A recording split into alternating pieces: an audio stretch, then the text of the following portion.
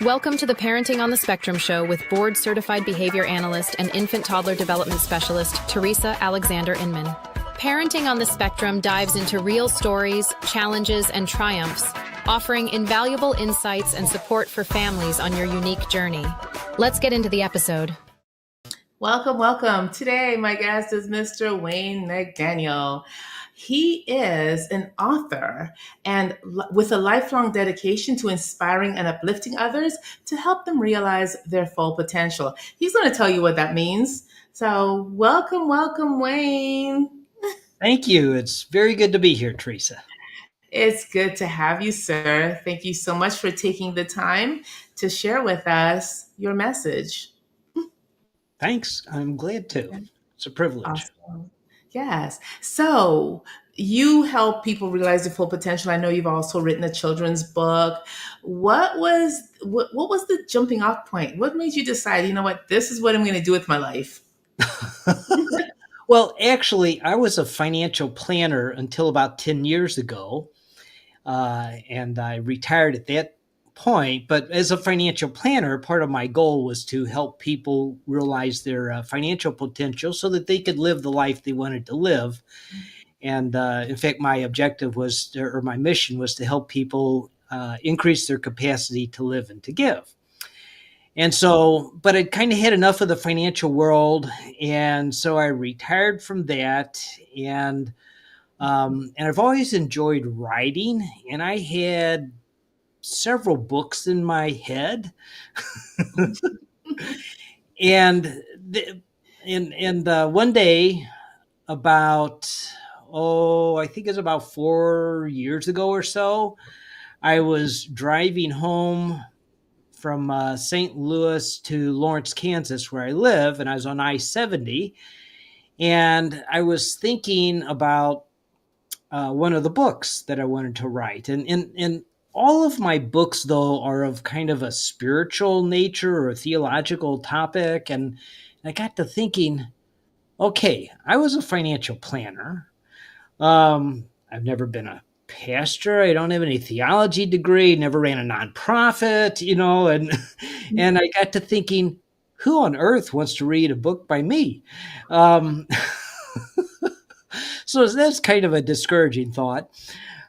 So my thoughts wander on. I start thinking about my grandkids, who at the time were like probably 1 and 3.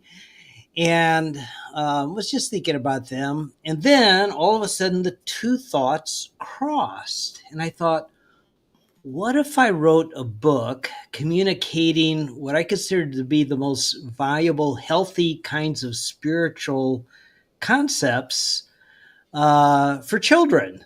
Because they don't care about my credentials. Yes. And so as I'm driving down I-70, I actually write the first story in my head.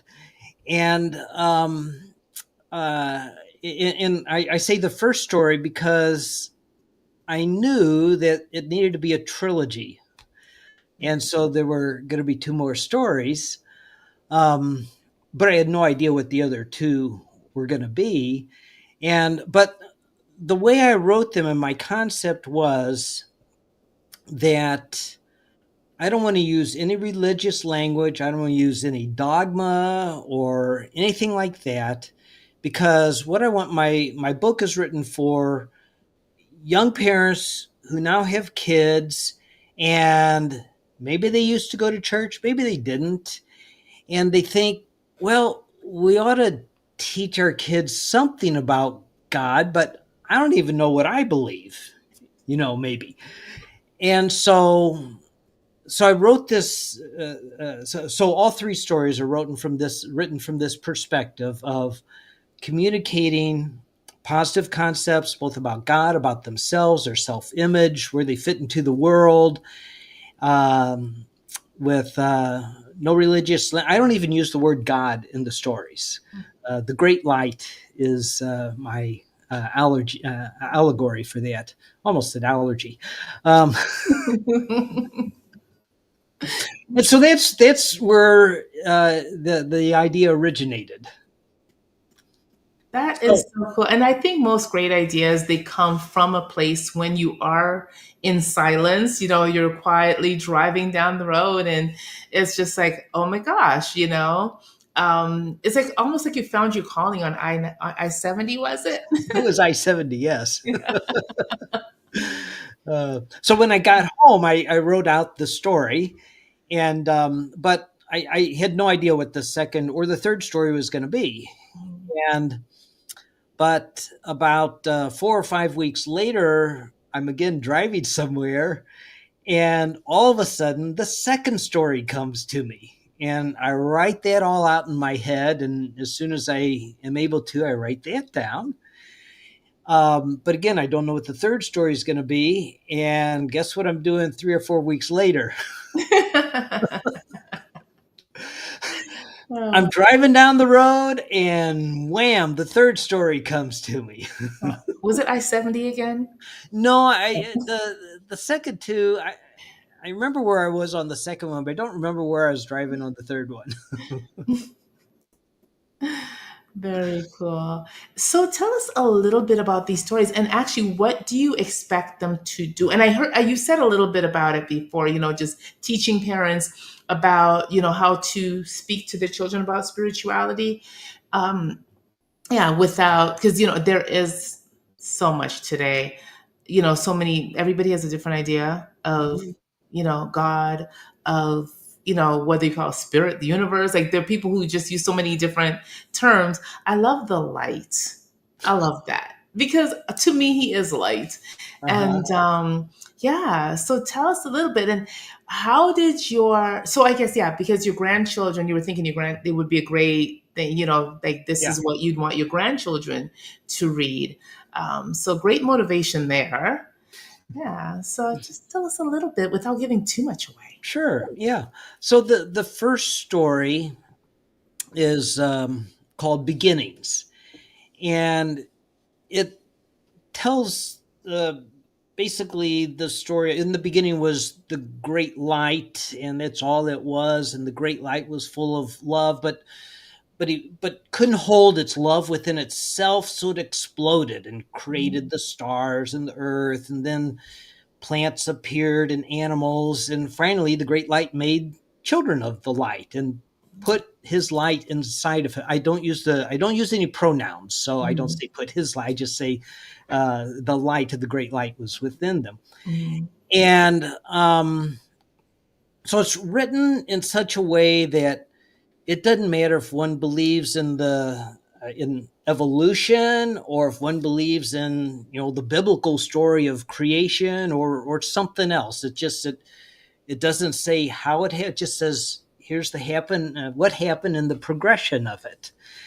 And so that's kind of to establish identity, that I'm a child of the light and the light's within me. yeah. So the second story is about letting your light shine. Mm, And well, what does that mean? And so everybody is given gifts, and the dialogue kind of goes like, well, my gift is I like playing in the dirt. Or this is a kid talking. And his name, by the way, is Digger. And or maybe that's his nickname.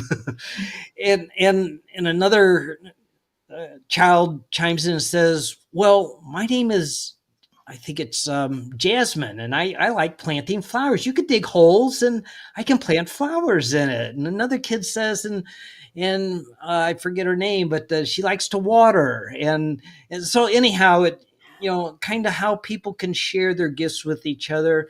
But the story goes where there's this one kid who didn't want to share his gifts, and so his light began to get dimmer, and the other kids didn't like to be around him so much because he was selfish. And then this kind old light came and sat next to him and became his friend. And that light, he began to think his name was ugly. He forgot his real name. mm, And the kind old light began to tell him, no, your name is Golden. And eventually the kid began to believe that, and his light began to shine. And then he began to make jewelry, and that's what his gift was, and share it with the others. And so it's kind of, it's the idea of you have a gift, and the more you use your gift in giving to others and helping people, then the more your light shines. And it's also kind of a story of redemption in there. And I think too, I hear so many different themes. Community, right? Because when Mhm. we work in community, we're not competing, right? So one is digging, one is watering, they're complementing each other. So Yeah. children learn to live in community, which reminds me of my son, who, of course, not like I needed anything to remind me of my son, but as an artist, believed in community and shared his space with everyone, with every other artist that he knew, so that because he's like, we've got to work in community. Like this competition thing, I'm not comfortable with it. And I Uh-huh. thought, for me, I was just like, oh man, who is this guy? Because it's just such a beautiful, beautiful thing. Uh-huh. So yeah, so I get that whole theme of community, and also the light not having any pronouns, because then everybody can relate, Right. you know Right. so and it makes, I think for me, just hearing what I've heard so far, there's a sense of belonging, Uh-huh. right, Yeah. without having to be, oh, it's, the light is a guy, so this, or the light is a woman, or the light is, the light just is. Right. And just being in the isness of the light is what is empowering and enriching, and that's what I'm feeling just hearing all that. Yeah. Was that your Yeah. intent? That's great. You're pulling out all kinds of gems.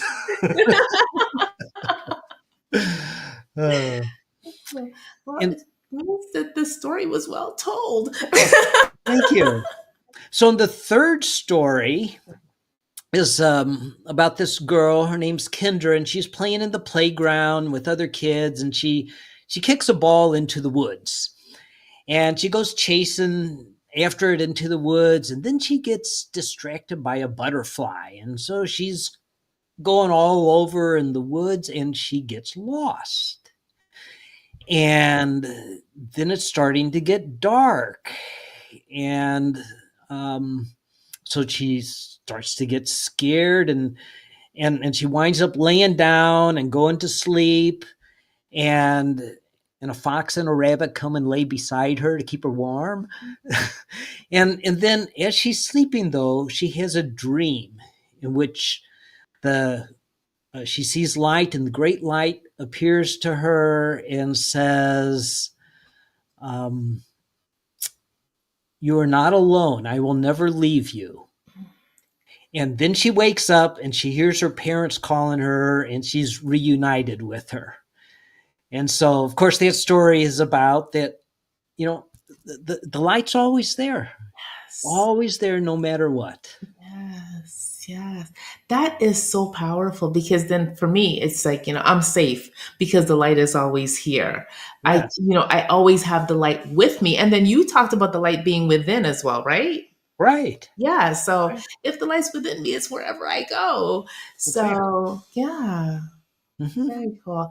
I think that's a really great way to relate, to relate the story of God to children. Oh, I have two dogs too, and sometimes, Well, yeah, I'm surprised that that's they can actually hear. my phone ringing. It's got a barking sound. Oh, how funny. Yeah, sometimes my dogs bark, but yeah, sometimes your phone barks. Oh, that's very cool. I'm surprised mine didn't respond to that, because sometimes when the TV's on and they hear a dog barking, yeah, they respond in kind. Uh-huh. So, yeah, so super awesome. Now, have you? So I'm sure you've read these stories to your grandchildren. Oh yes, they they have a copy of a book, a signed copy. Of course, of course. And how did they respond to it? To Um, them? yeah, well, they like it. They live in Seattle, and so I don't get to go there and see them very often. But I understand they read it every now and then, and sometimes it's a bedtime story, or sometimes some other time. Mhm. So for them, it's relatable. They're able to comprehend. Um, to get the themes out of the book. And yeah, yeah. I think so. Okay, very cool. Yeah, that's just one because again, they are your audience, right? The chosen Mhm. audience for the book. So yeah, it's awesome. And for me, I mean, I think too though, we should always approach things. I shouldn't say should because I don't want to should over anybody. When we approach things with that childlike just reverence, that just child, just as children, we get so much more out of them, right? Mhm. Instead of always, well, no, well, it has to be a certain way. And I think you releasing all those things, the norms, really helps everybody, right? The out of the box thinker, the person who's not so rigid, like you said, that dogma is gone. It's not, this person, that person. It is, it's the light which is within you. Mhm. So you are light. So I've also have notes to the reader about each story, so that to kind of give them a little basis for why I've said this. If they Mhm. have a Christian background, I do quote a couple of Bible stories, but I also quote, or not stories, verses there to the Mhm. reader. This is not for, and as well as I have quoted the Bhagavad Gita and Rumi, who's an Islamic poet, and so I'm inclusive there, but my background comes from the Christian tradition, so I know more about that. But those are just notes to the reader in case they feel like, I'm not sure about this. And so I have that, and I also I have, so I've got a hardback. Here's a picture of the book. Yes. Oops, that's the Spanish version. I was going to say I have a Spanish Yeah. version as well as an English version. Wow, that's So I have awesome. Yeah. both. And it comes in paperback as well, which is cheaper, but probably won't last as long. So I have those. And I've also written a fourth story, which I just wrote that this summer, but I'm not going to put it into a book.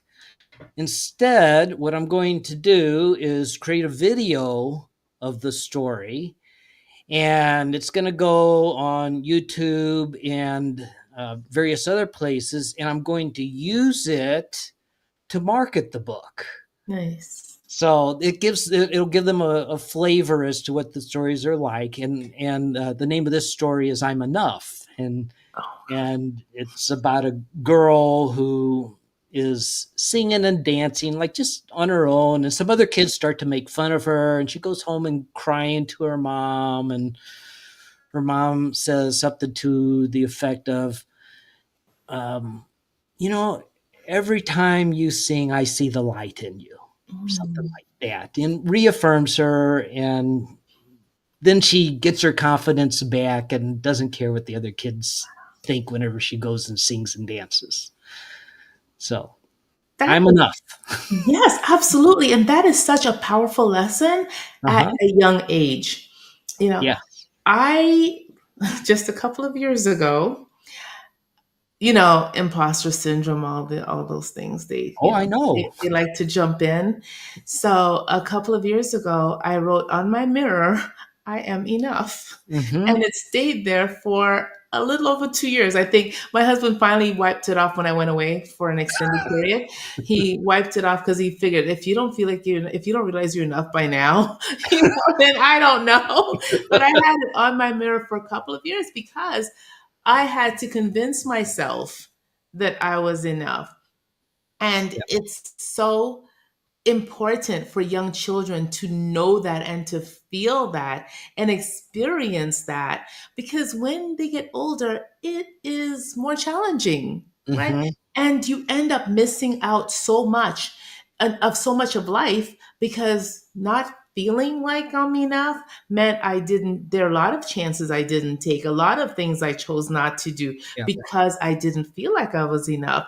So having that be the theme of a young child's life, Mm-hmm.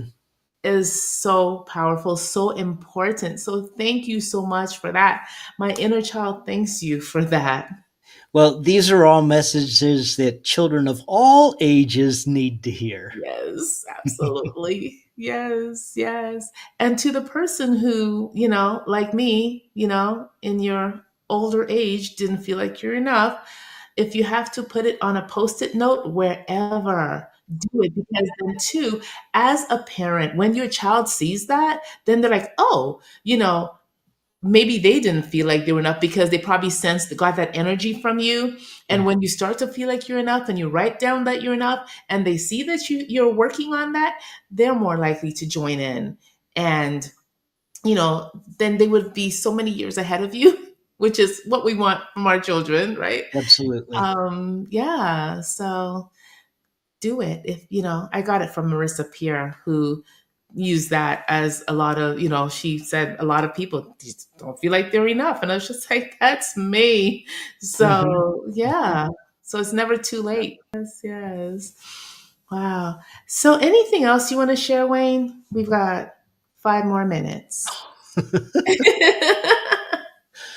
um, well, I guess for anybody who's interested, I write a daily meditation called Daily Awe, Mm. and you can go to dailyawe.org and subscribe to get it via email if you want, or you can just read them on site. And every week, it's on Sunday I kind of write a longer, just my thoughts on it, and then the rest of the week I quote philosophers and poets and saints and mystics and all kinds of people in scriptures, both ancient and contemporary, and throughout the ages.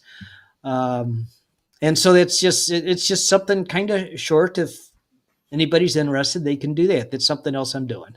Awesome. You're really taking this live your best life thing seriously. Well, and I have another website that's kind of my landing page for everything that I'm doing now called experiencingthelight.net. Mm. And that kind of just brings together the various elements that I'm involved in. Awesome, awesome. So none of this came out of like, oh, your life went to crap and then you had a realization. Well, I've had my times in which my life went to crap. I almost went bankrupt after I bought a financial planning practice from someone else. Ooh. Yeah, it's not good when your financial planner almost goes bankrupt. No, it's not a good how do you call it? It's not good advertising. It's Oh. But fortunately, I did pull through that, and that was largely because of the encouragement of my parents, who helped us out and gave us hope, gave us was like a light turned on at the end of the tunnel. wow. And so you still need parents even when you're an adult. Yes, you do. Yes, you do. So then you experienced light. So now you're sharing that light. Super cool. Right. Made Yes. a difference in my life. Yes, yes. And it just reinforces the fact that it's really important for us to share our light with others because we never know when we're going to need that light poured back into us, Mhm. right? Yeah. So let's just rally together, be there for each other, stop this whole competition thing, and realize there is enough for everyone. And Mhm. if we work, we're better together, right? If we work together, we get so much farther than trying to compete and, be crabs in a barrel like. Yeah. Yeah. So awesome. Yeah. So do you want to, if there's one thing you want our audience to leave here with, what would that be? Oh, Wayne, did I lose you? Uh-oh. I think we lost Wayne. Maybe he'll come back. I don't know. Anyway, I really enjoyed my conversation with Wayne. And please, guys, just realize we all are light. right? We don't need somebody to put light in us, right? Because the great light is already in us. And if we share that with our children and have them realize that they are light, there's nothing they cannot do, that they're light, that they are enough, right? No matter what their abilities, right? No matter what the challenges, children will rise. Like there's one client I work with who non-vocal, not doing anything. And now that his parents have him helping out a little bit around the house, he said mom the other day, and he's helping out around the house, picking things up. And they thought there was no hope for their child to improve. And of course, they realized there was hope when they started to see, when they started to let go and really appreciate themselves and the situation. So thank you so much for watching, and I'll see you again same time next week.